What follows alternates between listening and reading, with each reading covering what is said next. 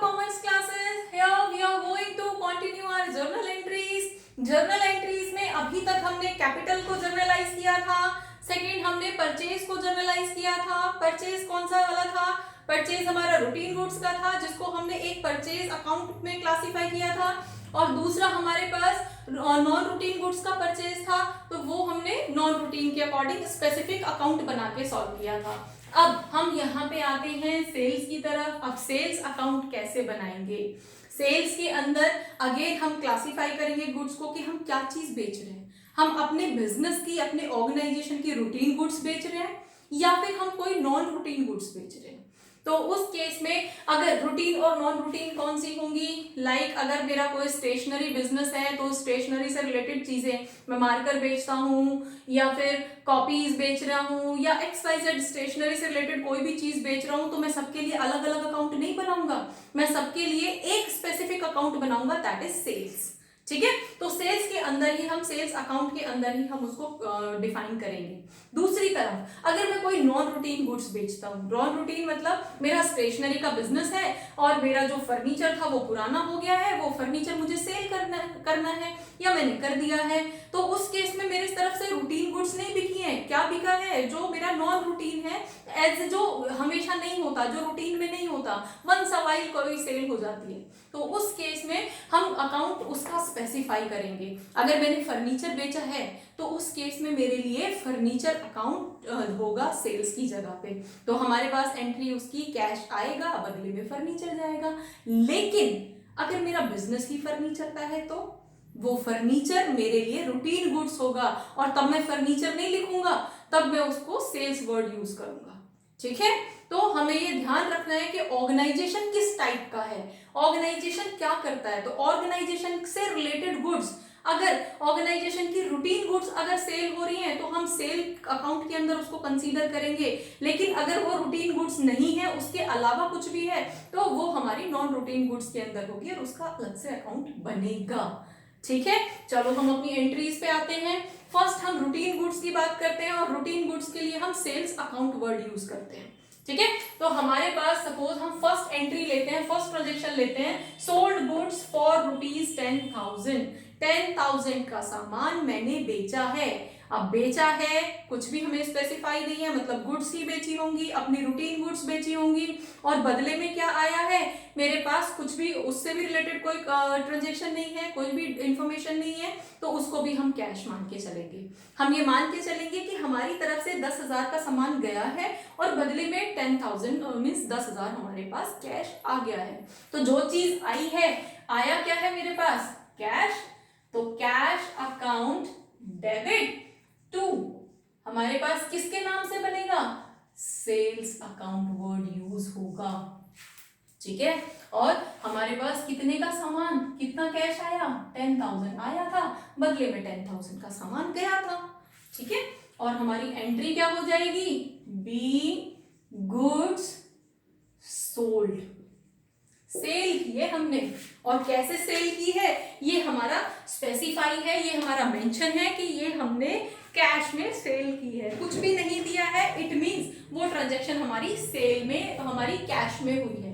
ठीक है, अब यही चीज अगर हम दूसरी तरफ आते हैं, सेकंड पॉइंट पे आते हैं कि sold goods for ₹10,000 to mister A या मिस्टर बी, व्हाटएवर, हमने किसी को बेची है, 10,000 का सामान बेचा है। ठीक है, उस केस में ये मेंशन नहीं है कि आया क्या है। हमारे पास मेंशन क्या है? हमारे पास दो चीजें हाईलाइट हो रही है, एक तो मेरी गुड्स गई है और दूसरी तरफ मेरा उस बंदे का नाम जिसने सामान खरीदा है। तो जो रिसीव कर रहा है वो डेटर होगा, तो हमारे पास एंट्री क्या हो जाएगी? अगर हम इसको लें तो हमारी, हम किसको सेल कर रहे हैं? मिस्टर बी को, तो हम यहाँ पे क्या कर देंगे? मिस्टर बी हमारा रिसीवर होगा और रिसीवर द डेटर, तो mister B account, sorry account word use नहीं करेंगे हम, तो मिस्टर बी डेबिट टू हमारे किसके नाम पे? सेल्स अकाउंट, और हमारे पास 10,000 का सामान, ये क्या, ये एंट्री क्या शो कर रही है? ये एंट्री शो कर रही है कि हमारी जो क्रेडिट सेल हुई है वो मिस्टर बी को हुई है, और मिस्टर बी हमारा डेटर बन गया है। अब मिस्टर बी से 10,000 रुपीज फ्यूचर में हमें रिसीव करने हैं, आएंगे। अभी मेरी जो क्रेडिट ट्रांजेक्शन हुई है, क्रेडिट सेल हुई है मिस्टर बी को, और हमारी एंट्री क्या हो जाएगी, हमारी नरेशन क्या हो जाएगी, be goods sold to mister B. Mister B को सेल की है, खत्म। ठीक है, अब यहां पे अगर अब नेक्स्ट एंट्री आती है कि sold goods for ₹10,000 to mister B and received cash. हमने कैश रिसीव कर लिया, इसी को कंटिन्यू कर लेते हैं। तो यहाँ पे हमारे पास नाम भी आ गया मिस्टर बी का, और कैश भी आ गया, और सेल्स भी आ गया। तीन अकाउंट यहाँ पे क्लैश कर रहे हैं। कौन कौन से, sales account, then cash account और मिस्टर बी का नाम। तीन चीजें हमारी क्लैश कर रही हैं। तो तीन में से हम किसको प्रेफरेंस देंगे, हम यहाँ पे सेल्स तो आएगी ही आएगी, क्योंकि हम अकाउंट ही सेल का बना रहे हैं, तो सेल्स तो आएगा। सेकेंड, अब क्लैश किस में आ रहा है, कैश में और मिस्टर बी में, तो किसको ऑप्ट करेंगे हम, कैश को, क्योंकि हम अपने अकाउंट्स के अंदर हमेशा हमेशा प्रायोरिटी कैश को ही देते हैं। तो अगर मुझे कैश मिल रहा है तो हमें कोई मतलब नहीं है कि हमने बी को बेचा है, सी को बेचा है, डजंट मैटर। ठीक है, हम प्रायोरिटी कैश को देंगे। तो हमारे पास एंट्री क्या हो जाएगी, यहाँ पे सी के लिए हमारे पास सेम जैसे यहाँ पे हुई थी, cash account debit to sales account, same हमारे पास उसी की तरह एंट्री हो जाए। ठीक है, नाम आया है लेकिन नाम को हम कोई इंपॉर्टेंस नहीं देंगे। हमारे पास दोनों अकाउंट के लिए डिटेल आ गई है, दोनों अकाउंट में लिखने के लिए वर्ड्स हैं। हमारे पास एंट्री हो जाएगी cash account debit to sales account. अब नेक्स्ट, अगर यही चीज मेरी कैश रिसीव ना होके ये होता, मीन्स ट्रांजेक्शन क्या होती, sold goods for ₹10,000 to mister B and received cheque, और मैंने चेक रिसीव किया, तो मेरी एंट्री क्या हो जाएगी, यहां पे हम डी की बात कर रहे हैं, तो आया क्या है बदले में, चेक आया है ना, और किसके नाम पे आया है, सेल्स के नाम पे आया है। तो हम यहाँ पे मान के चलते हैं कि वो चेक जो है, क्योंकि हमें आगे एक और डिटेल दी गई है कि वो चेक मैंने डिपॉजिट नहीं किया है, वो डिपॉजिट कब करूंगा, मैं 3 डेज के बाद करूंगा।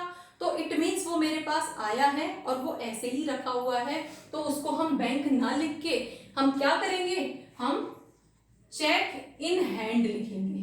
मीन्स मेरे हाथ में चेक आया है, अकाउंट डेबिट टू किसके नाम पे आया है, सेल्स के नाम पे आया है, कितने का, 10,000 का।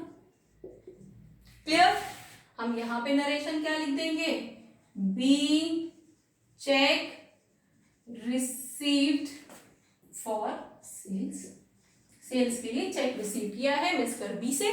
अब यहाँ पे क्वेश्चन कम्स कि हमने चेक रिसीव्ड क्यों लिखा, चेक इन हैंड क्यों लिखा, सीधे बैंक क्यों नहीं लिखा, क्योंकि अगर हमें चेक रिसीव हो रहा है तो हम सिंपली एक एंट्री करते हैं कि चेक आया, और जिसको हम बैंक के इक्विवेलेंट मानते हैं, तो हम मानते हैं कि bank account debit to sales account.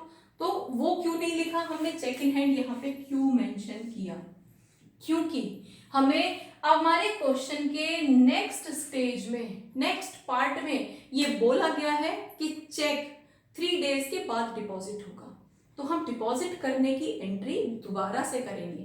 तो अभी तक इट मीन्स 3 डेज तक वो चेक मेरे हाथ में सिर्फ एक कागज का टुकड़ा है, इसलिए हम उसको चेक इन हैंड बात करेंगे, ना कि बैंक। बैंक तो हुआ नहीं ना अभी वो। अब हमारी नेक्स्ट एंट्री अब आते हैं, अब हम उस चेक को डिपॉजिट करेंगे बैंक में, तो हमारी तरफ से क्या जाएगा, चेक इन हैंड। जब जाएगा तो उसको हम क्रेडिट में लिखेंगे। रिसीव कौन कर रहा है, बैंक रिसीव कर रहा है उस चेक को। तो हमारे पास एंट्री क्या हो जाएगी, बैंक अकाउंट, रिसीवर हो गया ना bank, then to cheque in hand, हम इस चेक इन हैंड को बैंक में डिपॉजिट कर रहे हैं। हमारी तरफ से चेक इन हैंड जा रहा है 10,000 रुपीज का, जो मेरे हाथ में चेक था वो मेरी तरफ से अब जा रहा है, ठीक है। और रिसीव कौन कर रहा है, बैंक उसको रिसीव कर रहा है। तो बैंक जो भी रिसीवर होगा वो डेटर हो जाएगा और चेक इन हैंड मेरा क्रेडिट में चला जाएगा। और यहाँ पे हम नरेशन क्या लिख देंगे, be cheque deposited into bank, bank में डिपॉजिट कर दिया, खत्म हो गया हमारे पास यहाँ से सेल्स, बस यही था। ठीक है, हमने बैंक में डिपॉजिट कर दिया। और अगर ये ऐसा नहीं होता, अगर हमारे पास ये वाली इंफॉर्मेशन नहीं दी गई होती कि हम इसको 3 डेज के बाद डिपॉजिट करेंगे, तो हमारी एंट्री क्या होती, हमारी एंट्री सीधे यहीं पे हम चेक इन हैंड ना लिख के क्या लिखते, सीधे bank account debit to sales account कर देते, यहीं पे खत्म हो जाता हमारा क्वेश्चन। ठीक है, अभी हम इसको एक बार यहाँ पे करके देख लेते हैं कि हमारी आगे जो है, अगर हमें ये ई पॉइंट नहीं दिया गया होता, अगर हमें ये नहीं बोला गया होता कि चेक हम 3 दिन के बाद में डिपॉजिट कर रहे हैं, सिर्फ इतना बोला गया होता कि sale sold goods for ₹10,000 to mister B and received cheque, और मैंने चेक रिसीव किया, तो मेरी सिंपल एंट्री हो जाती bank account debit to sales account. ठीक है, कितने की, 10,000 की, 10,000 का बैंक में एंट्री हो गई, चेक मिल गया, इनकम मिल गई, और दूसरी तरफ हमारे पास सेल्स हो गया, सेल्स के नाम पे चेक मिल गया 10,000 का। क्लियर यहां तक। अब अगर हम नेक्स्ट एंट्री पे आते हैं नॉन रूटीन गुड्स की, ये एंट्री हमारी सारी एंट्रीज जो होंगी वो रूटीन गुड्स के लिए थी। अब हम किसी नॉन रूटीन गुड्स के बारे में बात करते हैं।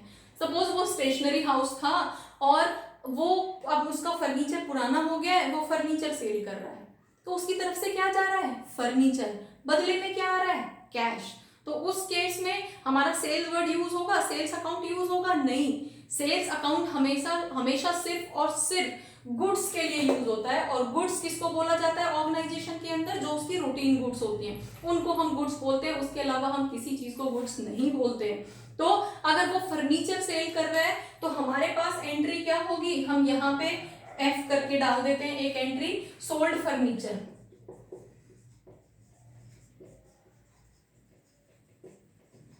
फॉर रुपीज सपोज 2,000 का उसने फर्नीचर बेच दिया, पुराना फर्नीचर था, तो हमारे पास यहाँ पे क्या आ जाएगा, जा क्या रहा है, आ रहा है मेरे पास कैश, तो कैश अकाउंट डेबिट टू जा क्या रहा है, फर्नीचर अकाउंट।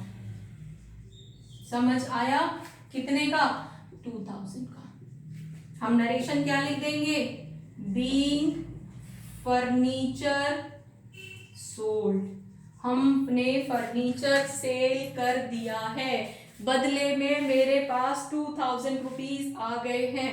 ठीक है, और अगर यही एंट्री मेरे पास सपोज चेक आया होता तो हम एंट्री क्या करते, अगर चेक आया होता तो ये कैश की जगह हम यहाँ पे रब करके बैंक लिख देते, bank account debit to furniture account. हमने यहाँ पे सेल्स की जगह हर वर्ड में, जब हम तब तक हम रूटीन गुड सेल कर रहे थे तो हम सेल्स वर्ड यूज कर रहे थे, सेल्स का अकाउंट बना रहे थे, लेकिन यहाँ पे हमने सेल किया है लेकिन अपना नॉन रूटीन गुड सेल किया है, इसलिए हमने उसका स्पेसिफिक अकाउंट बनाया है। अगर मशीन सेल करते तो हम मशीन अकाउंट बनाते हैं, अपने रूटीन के अलावा अगर कोई भी चीज हम सेल कर रहे हैं तो उसका नाम लिखते हैं। ठीक है, अब एक और चीज आती है सेल के अंदर कि आपने कोई न्यूज़पेपर वगैरह इकट्ठे हो गए थे, उसको सेल कर रहे हो। ठीक है, तो हम यहाँ पे एक और, ये यहाँ पे मैं एग्जांपल रब कर देता हूं, और नेक्स्ट हमारे पास FG, हम यहाँ पे लिख देते हैं सोल्ड ओल्ड न्यूज़पेपर्स।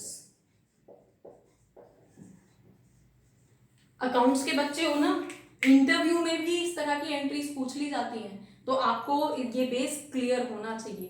तो अगर हमसे बोला जा रहा है कि ओल्ड न्यूज़पेपर्स हम बेच रहे हैं, तो ओल्ड न्यूज़पेपर्स पुरानी छोटी मोटी चीजें हैं जिनको हमने स्क्रैप में बेच दिया, तो उस केस में कैश तो तब भी आया है और सेल तब भी हुई है, लेकिन सेल किसकी हुई है, अब न्यूज़पेपर में रोज तो नहीं बेचता, न्यूज़पेपर एजेंसी तो है नहीं मेरी कि वो मेरा रूटीन गुड बोला जाएगा, तो उस केस में मेरे लिए तो वो नॉन रूटीन है ना, 1 महीने के 2 महीने के मेरे पास न्यूज़पेपर रद्दी इकट्ठी हो गई है, अब मैं उसको सेल कर रहा हूँ, तो वो मेरे लिए नॉन रूटीन गुड बोली जाएगी। ठीक है, तो उसके लिए कैश तो आ रहा है, लेकिन किसके नाम पे आ रहा है, किस चीज की सेल हुई है, यहाँ पे मेरे पास रूटीन गुड्स की सेल नहीं हुई है, यहाँ पे मेरे पास कुछ जो न्यूज़पेपर था, जो छोटी मोटी प्लास्टिक इकट्ठी हो गई थी, छोटे मोटे जो वो मीन्स लोहे की चीज़ें, कुछ कुछ छोटा स्क्रैप इकट्ठा हो जाता है, वो स्क्रैप मैंने सेल कर दिया है। तो उस स्क्रैप में एंट्री किसकी करोगे?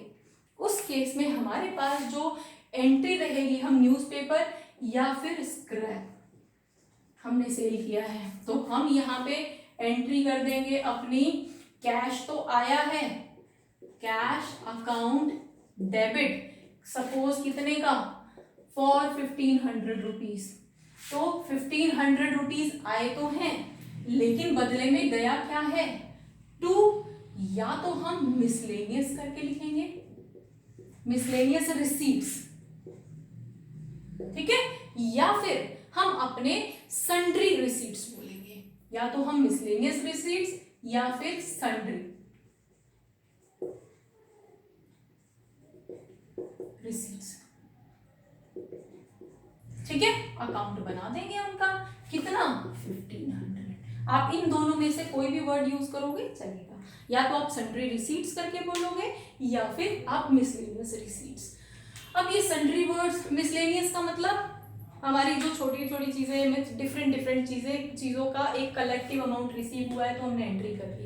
लेकिन यही चीज सन्ड्री का मतलब क्या होता है, सन्ड्री का मतलब कलेक्टिव। थोड़े से न्यूज़पेपर थे, थोड़ा सा दूसरा स्क्रैप था, टोटल स्क्रैप हमने किसी भी उसको वेंडर को सेल कर दिया, किसी भी कबाड़ी को सेल कर दिया, और बदले में वो हमें कुछ पैसे दे के गया है। तो अब एक भी पैसा, एक भी रुपए की अगर ट्रांजैक्शन हुई है तो एंट्री तो करनी पड़ेगी ना। तो उसको हम इस तरह से लिखेंगे कि कैश रिसीव हुआ है डेबिट, और बदले में गया क्या है, हमारी जो हमारे पास जो वो थे हमारे छोटे मोटी चीजें जो स्क्रैप की थी वो सेल हुई है, ठीक है। अब यहाँ पे हम नरेशन लिख देंगे, बीइंग जो आपका स्क्रैप था, scrap sold, being miscellaneous goods sold, आप यहाँ पे लिख सकते हो, ठीक है। अब हम एंट्री करते हैं नेक्स्ट, यही से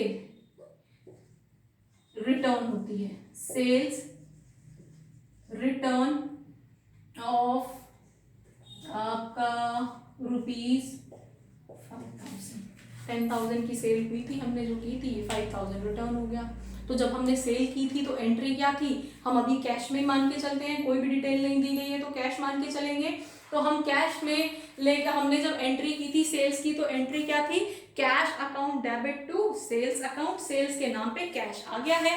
अब क्या होगा, हम हमारी जो 5,000 की सेल थी वो वापस आ गई, जो पहले गई थी वो वापस आ गई, अब वापस आ गई तो डेबिट कर देंगे उसको। तो किस नाम से डेबिट करेंगे, हमारे पास ये एंट्री एच, तो हमारे पास अकाउंट क्या बन जाएगा, सेल्स रिटर्न या फिर रिटर्न इनवर्ड। अब रिटर्न इनवर्ड क्यों बोला है आपने इसको, क्योंकि जो सेल की वो बाहर गई थी, अब वापस आई है, इन आई है, इसलिए इनवर्ड्स बोला है, ठीक है। तो हमारे पास सेल्स रिटर्न अकाउंट डेबिट हो गया, कितने का सामान वापस आ गया, 5,000 का वापस आ गया। टू, हमने अब वापस क्या किया, कैश उसका लौटा दिया, 5,000 का सामान जो उसने खरीदा था मेरा, उसने वापस लौटा दिया, मैंने उसके 5,000 वापस लौटा दिए। तो हमारे पास ऑर्गेनाइजेशन के पास सेल्स आ गई डेबिट, और बदले में क्या चला गया, कैश चला गया। मींस जो सेल एंट्री थी उसकी जस्ट अपोजिट हो जाएगी और एक रिटर्न वर्ड उसके साथ लग जाएगा। ऐसे ही सेम परचेज में किया था हमने, परचेज वाली एंट्री क्या थी, purchase to cash, purchase account debit to cash account. तो जब वो परचेज रिटर्न हुई थी तो कैश डेबिट चला गया और परचेज नीचे आ गया क्रेडिट में, और उसके साथ एक रिटर्न वर्ड यूज हो गया। और यहाँ पे हम नरेशन क्या कर देंगे, बीइंग सेल्स रिटर्न या फिर बीइंग गुड्स रिटर्न। और यही अगर मिस्टर बी ने की होती, हम यहाँ पे नेक्स्ट एंट्री कर देते हैं, I by mister B, mister B ने लौटा दी। अब मिस्टर बी ने लौटा दी तो हम एंट्री क्या करेंगे, हमारे पास नेक्स्ट एंट्री क्या हो जाएगी, सेल्स रिटर्न तो आया है, सेल्स रिटर्न अकाउंट तो डेबिट हुआ है, लौटाई किसने है, देने वाला कौन है, टू मिस्टर बी, कितने का सामान, 5,000 का। तो हमारे पास नरेशन क्या आ जाएगी, बी सेल्स या बीइंग गुड्स रिटर्न